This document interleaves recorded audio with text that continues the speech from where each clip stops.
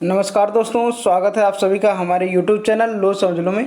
मैं प्रदीप कुमार आप सभी का स्वागत करता हूं। तो दोस्तों, ये बीए थर्ड ईयर ज्योग्राफी का ये मेरा 6वां पार्ट वीडियो है। इसके पहले हम लोगों ने 5 पार्ट वीडियो अच्छी तरह से कंप्लीट कर लिया है। प्रत्येक पार्ट में जैसा कि आप जानते हैं कि हम 50 क्वेश्चन को सेलेक्ट करते हैं। ये वही क्वेश्चन है जो आपके प्रीवियस ईयर्स में पूछे जाते हैं लगातार, और लगातार आपके एग्ज़ाम में ये क्वेश्चन बनते हैं। इस बार हमारा टारगेट रहेगा 90 प्लस क्वेश्चनों का। अगर आप इन सभी क्वेश्चनों को तैयार कर लेते हैं तो आप 90 प्लस क्वेश्चन अपने एग्जाम में इजीली तरीके से कर पाएंगे। ये सभी महत्वपूर्ण क्वेश्चनों के संग्रह हैं। चलिए हम क्वेश्चन को स्टार्ट करते हैं। क्वेश्चन को स्टार्ट करने से पहले मैं बता दूं कि अगर आप हमारे चैनल पर नए व्यूअर्स हैं तो चैनल को सब्सक्राइब कर लीजिएगा, बेल आइकन को प्रेस कर लेगा। इससे क्या होगा कि हम जो भी वीडियो अपलोड करेंगे आपको नोटिफिकेशन पहले मिलेगा और अपनी तैयारी को एक नई डायरेक्शन, एक नई दिशा दे सकते हैं। मैं बता दूं कि आपको अगर आपके बीए में अच्छे मार्क होंगे तभी आप बीएड, बीटीसी और बैंक में फॉर्म भर सकेंगे। और बीए में अच्छे मार्क लाना इसलिए अनिवार्य है क्योंकि आगे जितने भी आपको सरकारी जॉब की पोस्टिंग होगी उसमें काफ़ी ये इंपॉर्टेंट रहेगा। तो इसलिए आपको स्नातक में अच्छे मार्क जरूर लाना है पढ़ करके। इसलिए आपके लिए लो समझ लो यूट्यूब चैनल बनाया गया है ताकि आप अच्छी तैयारी कर सकें।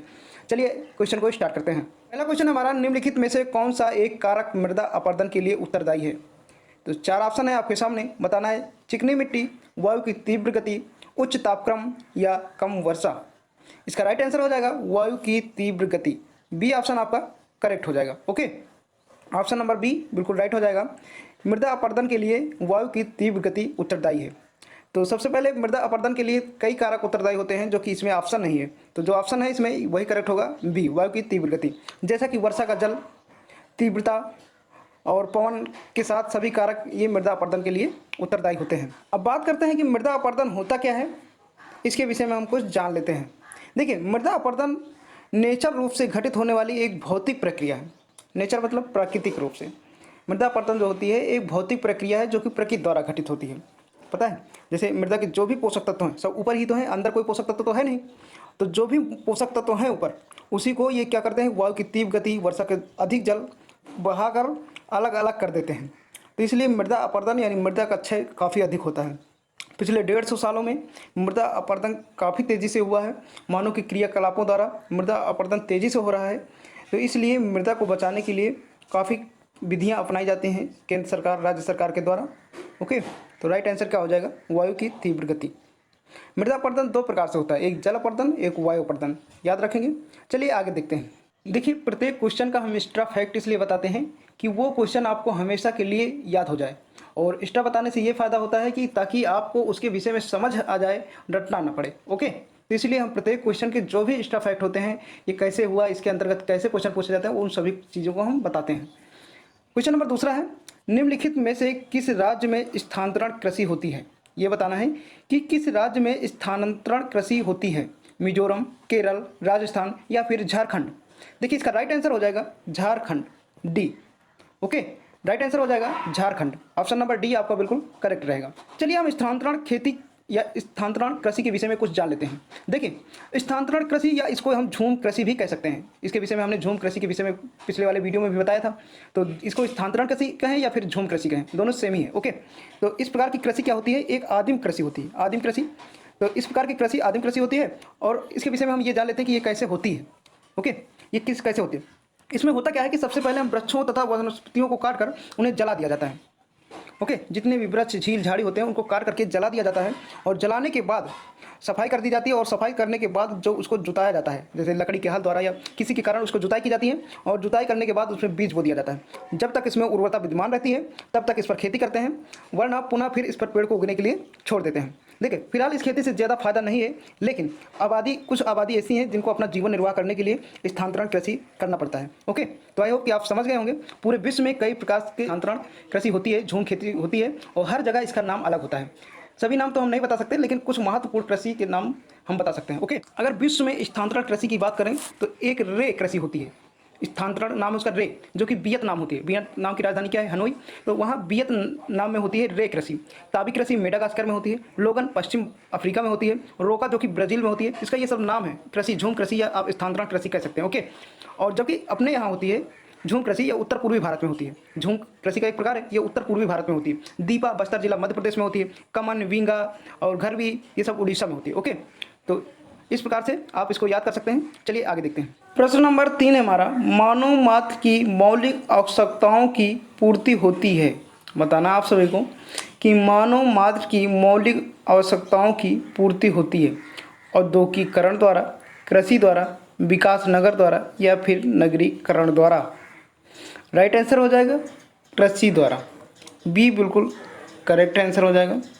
मानव की जो आवश्यकताओं की पूर्ति होती है कृषि को प्रथम प्राथमिकता दिया जाता है। वैसे तो मानव के जीवन में सभी महत्वपूर्ण हैं, तो लेकिन जो मेन महत्वपूर्ण है जिसको प्रथम प्राथमिकता दी गई है वो है कृषि।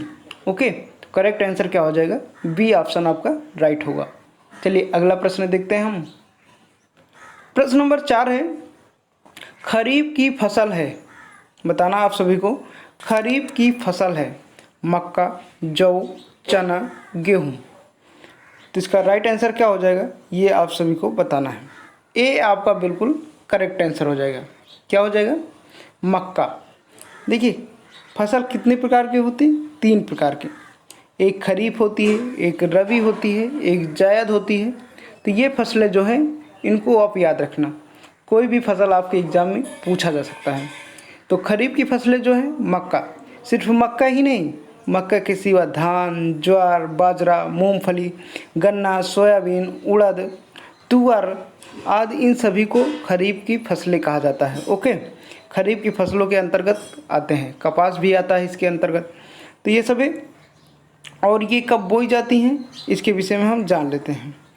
ये जो है उत्तर भारत में जून और जुलाई के महीने में ये फसलें बोई जाती हैं और अरबी भाषा का शब्द है ये खरीफ। ओके, याद रखना, मतलब आप समझ सकते हैं कि पतझड़ के सीज़न में ये बोई जाती है।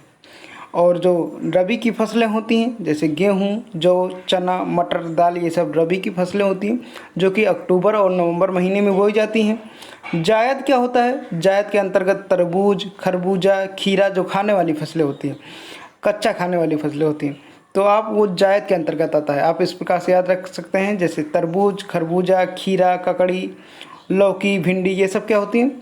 जायद की फसलें होती हैं। ये मार्च अप्रैल महीने में बोई जाती हैं। प्रश्न नंबर 5 कह रहा है हमारा, कृषि के लिए सबसे महत्वपूर्ण संसाधन कौन है? बताना आप सभी को, कृषि के लिए सबसे महत्वपूर्ण संसाधन कौन है? खादें, जल, मिट्टियाँ, कीटनाशक। राइट आंसर हो जाएगा मिट्टियाँ। सी आपका जो है करेक्ट आंसर हो जाएगा। खेती करने के लिए, कृषि के लिए सबसे पहले महत्वपूर्ण भूमिका होती है मिट्टी। मिट्टी उपजाऊ होनी चाहिए, अच्छी मिट्टी होनी चाहिए। तो सबसे प्रथम प्राथमिकता जो दी जाती है वो मिट्टी को दी जाती है। ओके, आई होप कि आप लोग समझ गए होंगे। इंपॉर्टेंट भी क्वेश्चन है, याद रखेंगे। चलिए अगला प्रश्न देखेंगे। प्रश्न नंबर 6 है, असंगत बताइए। तो 3 ऑप्शन ऐसे होंगे जो सेम होंगे और एक ऑप्शन बिल्कुल अलग होगा, तो उसी असंगत को बताना है। 4 ऑप्शन है आपके सामने, ऊंचाई, ढाल की दिशा, वायु का वेग या ढाल का ढालूपन। देखिए इसका जो करेक्ट आंसर हो जाएगा ऊंचाई।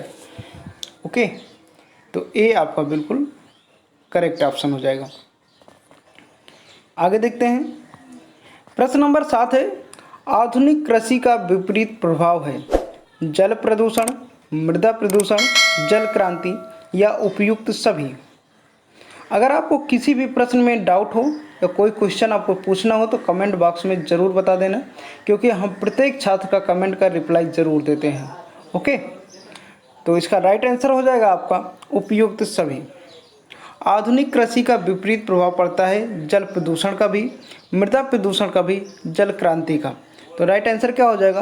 डी ऑप्शन आपका बिल्कुल राइट हो जाएगा, क्योंकि जल प्रदूषण से भी अच्छी कृषि नहीं हो पाती है, मृदा प्रदूषण से भी हमारे यहाँ अच्छी कृषि नहीं हो पाती है। तो इस प्रकार से ये सभी ऑप्शन सही हैं। ऑप्शन डी आपका जो है राइट हो जाएगा। अगला प्रश्न देखते हैं। प्रश्न नंबर 8 है हमारा, उर्वरकों से प्रदूषण होता है। उर्वरकों से प्रदूषण होता है वायु प्रदूषण, मृदा प्रदूषण, नाभिकीय प्रदूषण या आधुनिक प्रदूषण। तो इजी क्वेश्चन है, तो करेक्ट आंसर हो जाएगा मृदा प्रदूषण। जो उर्वरक क्या होते हैं, जैसे नाइट्रोजन, सल्फर, ये सब क्या होते हैं? उर्वरक होते हैं। पोटास जो खेतों में डालते हैं। तो याद रखेंगे बी आपका बिल्कुल करेक्ट ऑप्शन हो जाएगा। मृदा प्रदूषण। आगे देखते हैं। क्वेश्चन नंबर 9 है, मृदा की सबसे ऊपरी परत है, बताना आप सबको। डप, ह्यूमस, ऊपरी चट्टान या लिटर। करेक्ट ऑप्शन हो जाएगा ह्यूमस, बी आपका बिल्कुल करेक्ट आंसर हो जाएगा। ये ह्यूमस जो होता है काले या भूरे रंग का रहता है, जो अन्य चीज़ों के सड़ने एवं गलने से तैयार होता है। ओके, प्रश्न नंबर 10 है हमारा, WWF से आप क्या समझते हैं? बताना आप सभी को, WWF से आप क्या समझते हैं। 4 ऑप्शन है आपके सामने। Human wrestling federation, world wealth fund, world wide fund या फिर वर्ल्ड रेसलिंग फेडरेशन। इसका करेक्ट ऑप्शन हो जाएगा वर्ल्ड वाइल्ड फंड। क्या हो जाएगा? World wild fund. तो सी आपका बिल्कुल करेक्ट ऑप्शन हो जाएगा वर्ल्ड वाइल्ड फंड। ओके, देखिए वर्ल्ड वाइल्ड फंड का मुख्यालय है स्विट्जरलैंड, ग्लांड स्विट्जरलैंड में, और इसकी स्थापना की बात करें तो 30 अप्रैल 1961 को इसकी स्थापना हुई थी और इसका मुख्यालय ग्लांड स्विट्जरलैंड में है। याद रखेंगे। आगे देखेंगे। प्रश्न नंबर 11 हमारा, खनिजों का उपयोग होता है, खनिजों का उपयोग होता है भोजन में, भवन निर्माण में, औषधियों में, सभी में। राइट आंसर हो जाएगा बी, भवन निर्माण में। ओके, खनिजों का उपयोग कहाँ होता है? भवन निर्माण में।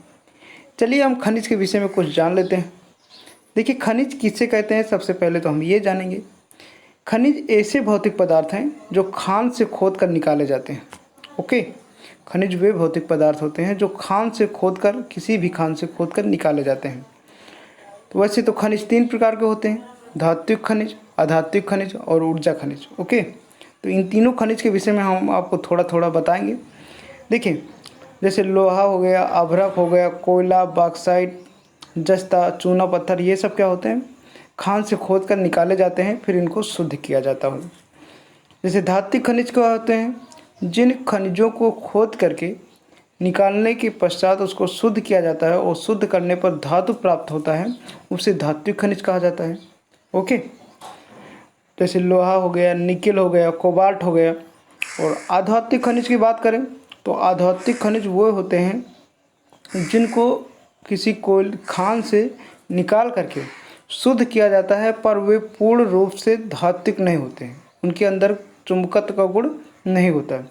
जैसे अभ्रक हो गया, ग्रेनाइट हो गया, सल्फर, पोटास, ये सब हो गया। ये सब क्या है? अधात्विक खनिज।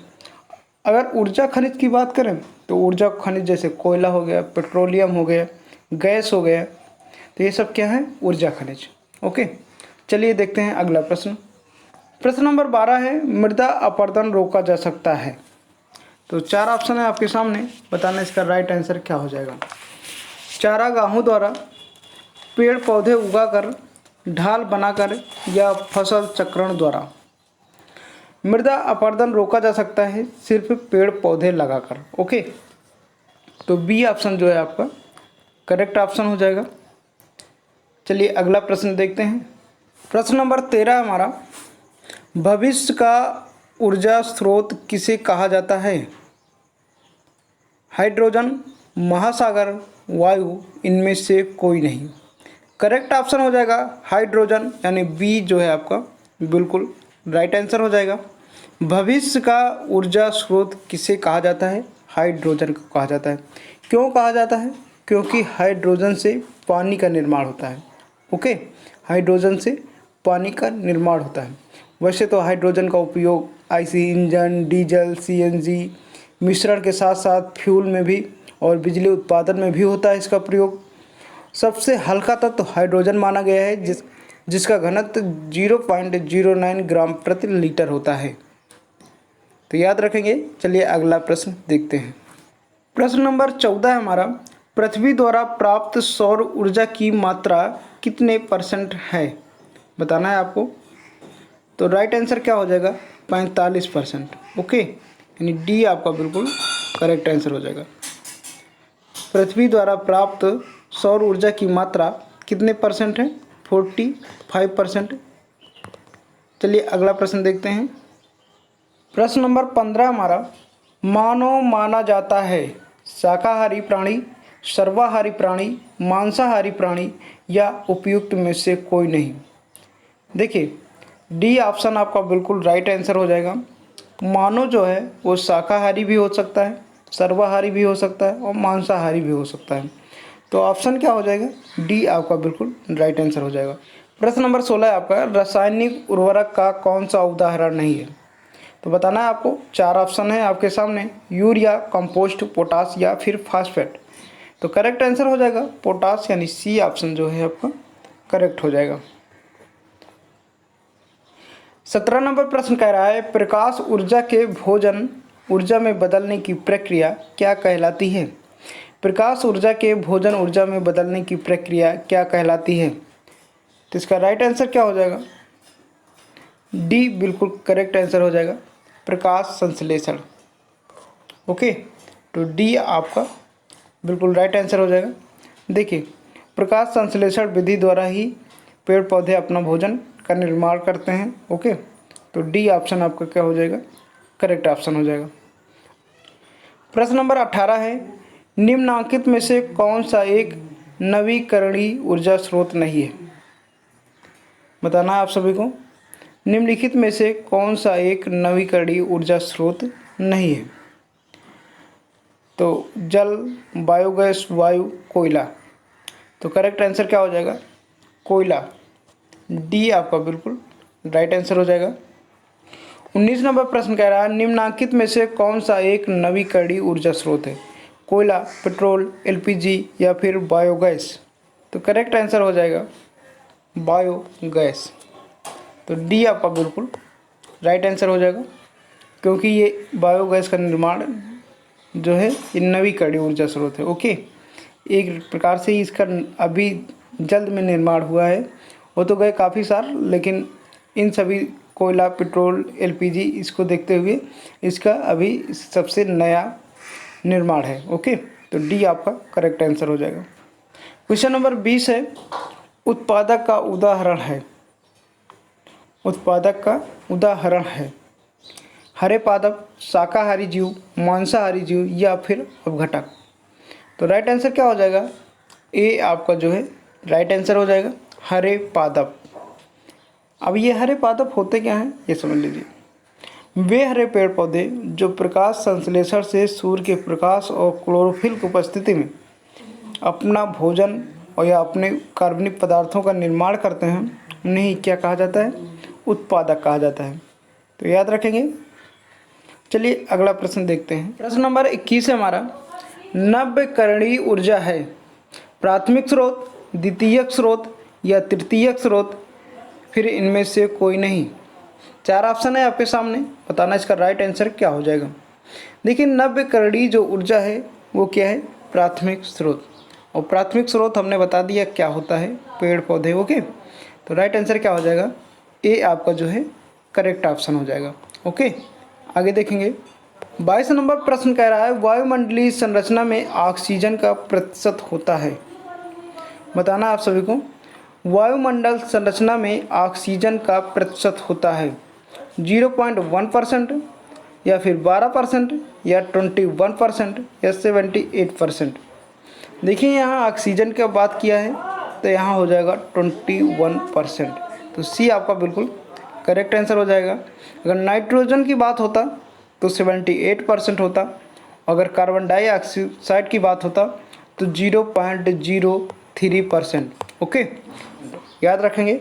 चलिए देखते हैं अगला प्रश्न। प्रश्न नंबर 23 है हमारा, गाय के गोबर का प्रयोग किया जा सकता है। गाय के गोबर का प्रयोग किया जा सकता है खाद के रूप में, बायोगैस के उत्पादन के लिए, ए तथा बी दोनों, इनमें से कोई नहीं। राइट आंसर हो जाएगा ए तथा बी दोनों। ओके, खाद के रूप में भी किया जा सकता है और बायोगैस के उत्पादन के लिए भी किया जा सकता है। गाय के गोबर का प्रयोग दोनों में किया जा सकता है, खाद के लिए भी और बायोगैस के लिए भी। इम्पॉर्टेंट है, सी ऑप्शन आपका करेक्ट हो जाएगा। प्रश्न नंबर 24 है, बायोगैस एक धनी या प्रचुर स्रोत है मीथेन का, कार्बन डाइऑक्साइड का, सल्फर डाइऑक्साइड का, नाइट्रोजन ऑक्साइड का। 4 ऑप्शन है, जो करेक्ट आंसर हो जाएगा मीथेन का। बायोगैस एक धनी एवं प्रचुर स्रोत है मीथेन का। तो ए आपका जो है राइट आंसर हो जाएगा। ओके, तो मीथेन का सूत्र क्या होता है? CH4। क्या होता है? CH4। इस प्रकार से होता है, ये प्रतीक है इसका। तो करेक्ट ऑप्शन ए हो जाएगा। चलिए अगला प्रश्न देखते हैं। दोस्तों मैं बता दूं कि अगर इस वीडियो का PDF आपको चाहिए तो डिस्क्रिप्शन में लिंक दिया हुआ है, या आप वहां से डाउनलोड कर लीजिए, या फिर टेलीग्राम चैनल को ज्वाइन कर लीजिए हमारे। वहां मैं प्रत्येक वीडियो का PDF शेयर कर देता हूं, वहां आप इजीली तरीके से PDF को डाउनलोड कर सकते हैं। टेलीग्राम चैनल का लिंक आपको डिस्क्रिप्शन में मिल जाएगा, वहाँ से जा करके आप जुड़ सकते हैं। ओके, तो 25 नंबर क्वेश्चन है हमारा, परितंत्र में किसका चक्रण नहीं होता है? बताना आप सभी को, परितंत्र में किसका चक्रण नहीं होता है? कार्बन का, नाइट्रोजन का, ऊर्जा का, या फिर सल्फर का? तो करेक्ट आंसर हो जाएगा सल्फर का। डी आपका बिल्कुल राइट आंसर हो जाएगा। परितंत्र में किसका चक्रण नहीं होता है? तो वो सल्फर का। ओके, आगे देखते हैं। प्रश्न नंबर 26 हमारा, गाय के गोबर का प्रयोग किया जा सकता है। देखिए ये रिपीटेड क्वेश्चन है, 2 बार हो गया। इसका राइट आंसर क्या हो जाएगा? सी, ए तथा बी दोनों। ओके, खाद के रूप में बायोगैस उत्पादन के लिए। चलिए अगला देखते हैं। 27 नंबर क्वेश्चन का रहा, कौन सा पिरामिड सदैव सीधा होता है? बताना है आपको, कौन सा पिरामिड सदैव सीधा होता है? तालाब का, जंगल का, ऊर्जा का, उपयुक्त सभी? राइट आंसर हो जाएगा ऊर्जा का, यानी एनर्जी का जो भी पिरामिड होता है वो सदैव सीधा होता है, ऐसे। ओके, एकदम सीधा स्ट्रेट ऊपर को जाएगा। पहले 1000 कैलोरी ऊर्जा रहेगा, फिर इसका 10% घटता हुआ चला जाएगा, 100 हो जाएगा, ये 1000 रहेगा, फिर ये 100 हो जाएगा, फिर ये 10 हो जाएगा। इस प्रकार से 10% घटता हुआ सीधा बिल्कुल स्ट्रेट बनेगा। तो ऊर्जा का पिरामिड सदैव सीधा होता है, याद रखेंगे। तो सी आपका जो है राइट आंसर हो जाएगा। आगे देखेंगे। 28 नंबर क्वेश्चन का रहा है, वायुमंडलीय गैस में ऑक्सीजन का प्रतिशत लगभग है। वायुमंडलीय गैस में ऑक्सीजन का प्रतिशत लगभग है 25%, 21%, 15% या 30%? सभी को पता होना चाहिए, अभी हमने बताया क्वेश्चन, ये भी रिपीटेड क्वेश्चन है। करेक्ट आंसर हो जाएगा 21%। और कार्बन डाइऑक्साइड का कितना होता है? अगर कार्बन डाइऑक्साइड का पूछ ले तो 0.03% भी आपका जो है करेक्ट ऑप्शन हो जाएगा। आगे देखेंगे। 29 नंबर क्वेश्चन का रहा, जल से वाष्प में परिवर्तित होने की प्रक्रिया कहलाती है। जल से वाष्प में परिवर्तित होने की प्रक्रिया कहलाती है वाष्पीकरण, संघनन, वर्षण या संवहन? तो इसका राइट आंसर क्या हो जाएगा? आप सभी को बताना है, इसका करेक्ट ऑप्शन क्या हो जाएगा? राइट आंसर हो जाएगा वाष्पीकरण। ये आपका बिल्कुल करेक्ट ऑप्शन हो जाएगा। ओके, जल से वाष्प में बदलना क्या कहलाता है? वाष्पीकरण। जैसे जल को हम उबालते हैं, धीरे धीरे क्या होता है, जल खत्म हो जाता है, वाष्प बन जाता है। तो जल से वाष्प में बनना क्या कहलाता है? वाष्पीकरण। और यही प्रक्रिया अगर उल्टा हो जाए, वाष्प से जल में बनना, तो ये क्या कहलाएगा? संघनन। ओके, तो राइट आंसर क्या हो जाएगा? ये आपका जो है करेक्ट ऑप्शन हो जाएगा।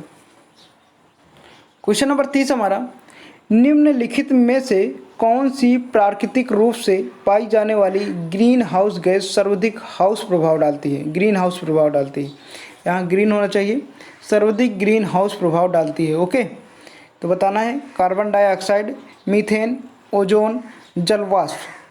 तो 4 ऑप्शन है आपके सामने, इसका राइट आंसर क्या हो जाएगा? जल वाष्प। तो डी आपका जो है करेक्ट आंसर हो जाएगा।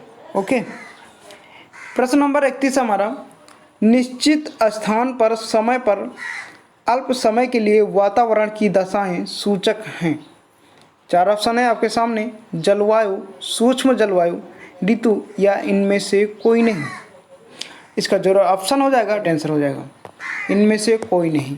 क्वेश्चन नंबर 32 है, निम्नलिखित में से कौन जलवायु का कारक है? तो बताना है आपको, वायु भार, तापमान, उपयुक्त नमी या आर्द्रता? ये नमी है, याद रखेंगे, उपयुक्त नमी या फिर आर्द्रता। तो 4 ऑप्शन है, बताइए इसका राइट आंसर क्या हो जाएगा? करेक्ट आंसर हो जाएगा वायु भार। ये आपका जो है राइट आंसर हो जाएगा। ओके, प्रत्येक क्वेश्चन का आंसर आप कमेंट बॉक्स में ज़रूर लिखा करें। इससे क्या होगा कि आपको वो भी क्वेश्चन याद हो जाएंगे जो कभी याद नहीं होते। ओके, 33 नंबर प्रश्न कह रहा है भारत में रेगिस्तानी पर्यावरण है। ओके, तो बताना है आप सभी को राजस्थान में, लद्दाख, थार या उपयुक्त सभी। तो राइट आंसर क्या हो जाएगा? डी बिल्कुल करेक्ट ऑप्शन हो जाएगा, उपयुक्त सभी। देखिए, तापमान के आधार पर रेगिस्तान गर्म एवं ठंडे दोनों हो सकते हैं। तो ये मत समझना कि रेगिस्तान सिर्फ राजस्थान में ही है। ये तापमान के आधार पर गर्म एवं ठंडे दोनों स्थानों पे हो सकते हैं। राजस्थान में भी हो सकते हैं, लद्दाख, जम्मू कश्मीर जहाँ काफ़ी बर्फ़ पड़ती है वहाँ भी हो सकता है, थार मरुस्थल। ओके, तो इस प्रकार से डी ऑप्शन आपका जो है राइट हो जाएगा। प्रश्न नंबर है 34, अम्ल वर्षा किन गैसों की मात्रा बढ़ने से होती है? बताना आप सभी को, अम्ल वर्षा किन गैसों की मात्रा बढ़ने से होती है? ओजोन और धूल, सल्फर डाइऑक्साइड या नाइट्रोजन ऑक्साइड। तो SO3 और CO कार्बन मोनोऑक्साइड, SO2 और CO कार्बन डाइऑक्साइड या carbon monoxide. Option number B जो है आपका राइट हो जाएगा, सल्फर डाइऑक्साइड और नाइट्रोजन ऑक्साइड। इन दोनों के कारण अम्ल वर्षा अधिक होती है। ओके, देखिए होता क्या है कि ये गैस वायुमंडल में पहुंचकर सल्फर डाइऑक्साइड और नाइट्रोजन ऑक्साइड, ये गैस वायुमंडल में पहुंचकर जल से क्रिया करते हैं। जल से रासायनिक क्रिया करके सल्फेट बनाते हैं और सल्फ्यूरिक अम्ल का निर्माण करते हैं। तो इससे क्या होता है कि वही सल्फ्यूरिक अम्ल की वर्षा अम्लीय रूप में होती है। देखिए होता क्या है कि अम्ल वर्षा में अम्ल दो प्रकार के वायु प्रदूषण से आते हैं, एक तो सल्फर डाइऑक्साइड से, एक नाइट्रोजन ऑक्साइड से। अच्छा, ये प्रारंभ कैसे होता है इसके विषय में आप जान लीजिए। देखिए, ये सल्फर डाइऑक्साइड और नाइट्रोजन ऑक्साइड का जो निर्माण होता है ये कारखानों की चिमनियों से, बसों से या स्वचालित वाहनों से, ओके, या किसी के जलने से, उस प्रकार के पदार्थ से उत्सर्जित होकर वायुमंडल में पहुंचता है और वायुमंडल में पहुंचकर जल से क्रिया करता है और जल से रासायनिक क्रिया करने के बाद सल्फेट तथा सल्फ्यूरिक अम्ल में बदल जाता है, अम्लीय वर्षा के रूप में नीचे आता है। ओके, ऑप्शन क्या हो जाएगा? सल्फर डाइऑक्साइड और नाइट्रोजन ऑक्साइड, बी आपका जो है करेक्ट ऑप्शन हो जाएगा। प्रश्न नंबर 35 हमारा, ओजोन छिद्र पाया जाता है अंटार्कटिका के ऊपर, प्रशांत महासागर के ऊपर, हिंद महासागर के ऊपर, बंगाल की खाड़ी के ऊपर। राइट आंसर हो जाएगा अंटार्कटिका के ऊपर। तो आइए इसके विषय में हम कुछ जान लेते हैं। देखिए, धरती के उत्तरी ध्रुव और दक्षिणी ध्रुव के ऊपर ओजोन लेयर है। ओके, धरती के उत्तरी ध्रुव और दक्षिणी ध्रुव के ऊपर एक ओजोन लेयर है और यही ओजोन लेयर हमें अल्ट्रावायलेट किरणों से रक्षा करती हैं। उत्तरी ध्रुव यानी नॉर्थ पोल कह सकते हैं। क्वेश्चन नंबर 36 हमारा, ओजोन परत पाई जाती है वायुमंडल में, क्षोभ मंडल में, संताप मंडल में या फिर आयन मंडल में। ओजोन परत कहाँ पाई जाती है? जैसा कि हमने पिछले वाले क्वेश्चन में अभी बताया। तो राइट आंसर हो जाएगा संताप मंडल। क्या हो जाएगा? समताप मंडल। देखिए, अगर इंग्लिश में दिया हो तो ये स्ट्रेटोस्फीयर होगा। क्या होगा? स्ट्रेटोस्फीयर। तो स्ट्रेटोस्फीयर दिया हो तो वो भी सही है और समताप मंडल दिया हो तो ये भी सही है। तो सी ऑप्शन जो है राइट हो जाएगा। आगे देखते हैं। प्रश्न नंबर 37 हमारा, CFC का अर्थ है, CFC का अर्थ है बताना है आपको। Carbon fluorine compound, chloro fluorocarbon, A और बी दोनों, उपयुक्त में से कोई नहीं। बी ऑप्शन आपका जो है राइट हो जाएगा, क्लोरो फ्लोरोकार्बन। CFC का फुल फॉर्म होता है क्लोरो फ्लोरोकार्बन। तो चलिए क्लोरो फ्लोरोकार्बन के विषय में हम कुछ जान लेते हैं। अगर इसकी प्रतीक की बात करें तो इसका प्रतीक होता है CCl2F2। क्या होता है? CCl2F2, इसका प्रतीक हो गया, यानी केमिकल फार्मूला इसको बोलते हैं। इसका एक अन्य नाम भी है फ्रियान। क्या नाम है? एक अन्य नाम से भी इसको बुलाते हैं फ्रियान, तो याद रखेंगे। ओके, फ्रियान भी इसको बोला जाता है। देखिए, ये क्लोरोफ्लोरो एक कार्बनिक यौगिक है। क्लोरोफ्लोरोकार्बन एक कार्बनिक यौगिक है जो बनता किससे? क्लोरीन, हाइड्रोजन, फ्लोरीन से बनता है। ओके, क्वेश्चन नंबर 38 है, वातावरण की कौन सी परत हमें पराबैंगनी किरणों से बचाती हैं? वातावरण की कौन सी परत हमें पराबैंगनी किरणों से बचाती हैं? इजी क्वेश्चन है, सभी को बताना है कमेंट बॉक्स में। ऑक्सीजन, नाइट्रोजन, ओजोन या कार्बन डाइऑक्साइड। करेक्ट आंसर हो जाएगा ओजोन। सी आपका बिल्कुल करेक्ट आंसर हो जाएगा। ओजोन का जो फार्मूला होता है वो 3 होता है। चलिए आगे देखते हैं। 39 नंबर क्वेश्चन है, एलपीजी का विस्तृत रूप है, बताना है आप सभी को। Liquefied petroleum gas, light petroleum gas, low petroleum gas या लाइम पेट्रोलियम गैस। तो इसका राइट आंसर क्या हो जाएगा? करेक्ट ऑप्शन हो जाएगा लिक्विफाइड पेट्रोलियम गैस। तो ये जो है आपका राइट आंसर हो जाएगा। एलपीजी को रसोई गैस के नाम से भी जानते हैं, ओके, याद रखेंगे, इसको रसोई गैस के भी नाम से जानते हैं। चलिए इसके विषय में हम कुछ जान लेते हैं। देखिए, जो आपके घर में रसोई गैस के लिए उपयोग में सिलेंडर लाया जाता है, इसमें प्रोपेन और ब्यूटेन का मिश्रण होता है, जो कि रंगहीन गंधहीन गैस है। तो अब भाई ये जब रंगहीन गंधहीन गैस है, तो जब कभी रिसाव होने लगेगा तो कैसे पता चलेगा कि हमारा सिलेंडर लीक कर रहा है या रिसाव हो रहा है?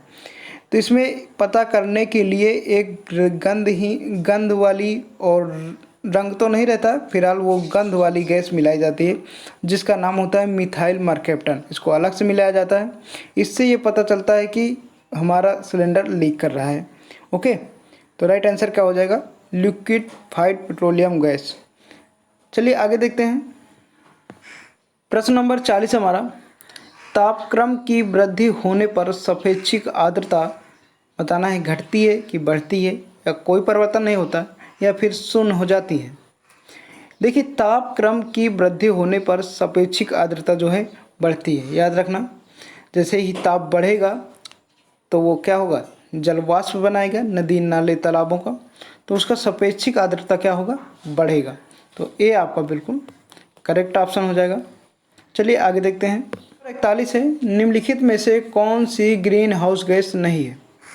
ऑक्सीजन, कार्बन डाइऑक्साइड, क्लोरोफ्लोरोकार्बन या फिर मीथेन। राइट आंसर हो जाएगा ऑक्सीजन। तो ये आपका जो है राइट आंसर हो जाएगा। देखिए, ग्रीन हाउस गैस का कार्य क्या होता है? ये ग्रहों के वातावरण में परिवर्तन लाते हैं, जलवायु में परिवर्तन लाते हैं, और भूमंडलीय ऊष्माकरण के लिए भी उत्तरदायी होते हैं। ग्रीन हाउस गैस कई होते हैं, जैसे कार्बन डाइऑक्साइड हो गया, मीथेन हो गया, नाइट्रस ऑक्साइड हो गया, ओजोन हो गया, सीएफसी हो गया, आदि अन्य गैसों जो हैं ये ग्रीन हाउस गैस के अंतर्गत आते हैं। कौन नहीं आते हैं ये बताना था आपको। ऑक्सीजन नहीं आता है, ये आपका जो है राइट आंसर हो जाएगा। आगे देखते हैं। प्रश्न नंबर 42 हमारा, निम्नलिखित में से कौन सी नदी सबसे बड़ी है? ये आपको बताना है। साबरमती, क्षिप्रा, ये शिप्रा नहीं है, क्षिप्रा नदी है, चंबल नदी, नर्मदा नदी। तो करेक्ट ऑप्शन हो जाएगा नर्मदा। नर्मदा नदी सबसे बड़ी नदी इन तीनों नदी से। ओके, इसकी लंबाई जो है 1312 किलोमीटर है, जबकि चंबल की 965 किलोमीटर है, और शिप्रा की बात करें तो 196 किलोमीटर है, जबकि साबर नदी की लंबाई 371 किलोमीटर है। तो इस दृष्टि से सबसे बड़ी नदी कौन सी हुई? नर्मदा नदी। चलिए इन नदियों के विषय में हम थोड़ा थोड़ा जानकारी कर लेते हैं। ओके, देखिए, पुराणों में लिखा हुआ है कि सबसे पवित्र नदी जो है ये नर्मदा नदी है। वैसे तो पवित्र नदी गंगा नदी भी है, लेकिन सबसे पवित्र नदी को नर्मदा नदी को माना गया है। ऐसा माना जाता है कि जो पुण्य आपको प्राप्त होगा गंगा में नहाने से एक दिन पर, वो इसके मात्र दर्शन से ही वो पुण्य प्राप्त हो जाएगा आपको। तो इस प्रकार से इसको सबसे पवित्र नदी के रूप में माना जाता है। विश्व की सबसे साफ सुथरी नदी की बात करें तो चंबल नदी है। आगे देखते हैं। क्वेश्चन नंबर 43 है, निम्नलिखित में से कौन सा पारंपरिक ऊर्जा का स्रोत नहीं है? ये बताना है आपको। निम्नलिखित में से कौन सा पारंपरिक ऊर्जा का स्रोत नहीं है? कोयला, लकड़ी, पवन या फिर पेट्रोलियम। करेक्ट ऑप्शन हो जाएगा सी, पवन। बिल्कुल राइट आंसर हो जाएगा। पारंपरिक ऊर्जा का स्रोत नहीं है पवन, सी आपका बिल्कुल करेक्ट ऑप्शन हो जाएगा। 44 नंबर प्रश्न कह रहा है, नष्ट हुए जंगल में पौधे को लगाना क्या कहलाता है? जो जंगल नष्ट हो गए हैं उनमें पुनः पौधे को लगाना क्या कहलाता है? तो इजी क्वेश्चन है, ऑप्शन देख के ही बता देंगे। करेक्ट आंसर हो जाएगा वनीकरण। बी आपका जो है राइट आंसर हो जाएगा, यानी फिर से उसको वन बनाना है। ओके, वनीकरण। तो बी आपका राइट आंसर हो जाएगा। अगला प्रश्न देखते हैं। प्रश्न नंबर 45 है, भारत में निम्नलिखित वनस्पति प्रजातियों में से किसी एक का बृहत्तम क्षेत्रीय विस्तार है? साल, शीशम, सागवान, देवदार। तो सबसे ज़्यादा विस्तार किसका है? सागवान का। सबसे कीमती लकड़ी भी इसको माना जाता है। तो सी ऑप्शन जो है राइट हो जाएगा। सबसे ज़्यादा सागवान पाया जाता है ओके भारत में। आगे देखेंगे। क्वेश्चन नंबर 46 कह रहा है चिपको आंदोलन का संबंध किस राज्य से है? उत्तर प्रदेश, उत्तराखंड, मध्य प्रदेश, राजस्थान। राइट आंसर हो जाएगा उत्तराखंड। तो बी आपका बिल्कुल करेक्ट ऑप्शन हो जाएगा। चिपको आंदोलन की शुरुआत सन 1970 ईस्वी में प्रसिद्ध पर्यावरणविद थे सुंदरलाल बहुगुणा ने किया था और इसको 1970 ईस्वी में इसकी प्रारंभ हुई थी, जो कि वन बचाओ से संबंधित है ये आंदोलन। काफ़ी इसमें सबसे बड़ी बात थी कि इसमें महिलाओं ने काफ़ी बढ़ चढ़ के हिस्सा लिया था। तो राइट आंसर क्या हो जाएगा? ये उत्तर प्रदेश के चमोली ज़िले से प्रारंभ होता है और 1 साल के भीतर पूरे उत्तराखंड तक में फैल जाता है। ओके, तो उत्तराखंड के रहने वाले थे सुंदरलाल बहुगुणा, जो कि प्रसिद्ध पर्यावरणविद थे। ओके, तो बी ऑप्शन जो है आपका राइट हो जाएगा। आगे देखते हैं। क्वेश्चन नंबर 47 कह रहा है हरित क्रांति का संबंध है कृषि उत्पादन से, दुग्ध उत्पादन से, स्वच्छता से, गृह स्वच्छता से। तो राइट आंसर क्या हो जाएगा? कृषि उत्पादन से, यानी कृषि को बढ़ावा देने से संबंधित है हरित क्रांति। हरा भरा कौन रहेगा? जो कृषि ही रहेगा, खेती हरा भरा रहेगा। तो इससे आप रिलेट कर सकते हैं और याद भी कर सकते हैं। तो ए ऑप्शन जो है आपका राइट हो जाएगा। चलिए अगला देखते हैं। 48 नंबर क्वेश्चन है निम्नलिखित में से किस प्रदेश में वन क्षेत्र का सर्वाधिक प्रतिशत है? अंडमान निकोबार, मिजोरम, अरुणाचल प्रदेश, मणिपुर। राइट आंसर हो जाएगा अंडमान निकोबार। देखिए इन द्वीपों पर लगभग सभी प्रकार के वन पाए जाते हैं। अंडमान निकोबार द्वीप पर लगभग सभी प्रकार के वन पाए जाते हैं, जैसे उष्णकटिबंधीय वन, सदाबहार वन, पर्णपाती वन, दलदली वन आदि। मतलब इसमें सभी प्रकार के वन पाए जाते हैं। तो याद रहेगा अंडमान निकोबार पर सभी प्रकार के वन पाए जाते हैं और सबसे ज़्यादा वन पाए जाते हैं। चलिए अगला प्रश्न देखते हैं। प्रश्न नंबर 49 है जनसंख्या विस्फोट के कारण है? तो जैव विविधता, पारिस्थितिकी तंत्र पर दबाव, अधिक रोजगार, इनमें से कोई नहीं। जनसंख्या विस्फोट का होने का कारण है पारिस्थितिकी तंत्र पर दबाव, यानी बी ऑप्शन जो है आपका राइट हो जाएगा। क्वेश्चन नंबर 50 है निम्नलिखित में से किस राज्य का वन क्षेत्र प्रतिशत सबसे कम है? ये बताना है आपको। तो राजस्थान, पंजाब, हरियाणा, गुजरात, ये 4 ऑप्शन है आपके सामने। करेक्ट आंसर हो जाएगा हरियाणा। तो हरियाणा का जो है वन क्षेत्र सबसे कम पाया जाता है हरियाणा में। तो सी बिल्कुल करेक्ट ऑप्शन हो जाएगा। इस वीडियो का ये मेरा लास्ट क्वेश्चन है। जो भी छात्र हमारे चैनल पर नए आए हैं तो वो चैनल को सब्सक्राइब जरूर कर लेंगे। वीडियो अच्छा लगा हो तो लाइक ज़रूर करना और अपने दोस्तों के साथ शेयर करना ना भूलना। तो मिलते हैं नेक्स्ट वीडियो में, तब तक के लिए जय हिंद, वंदे मातरम।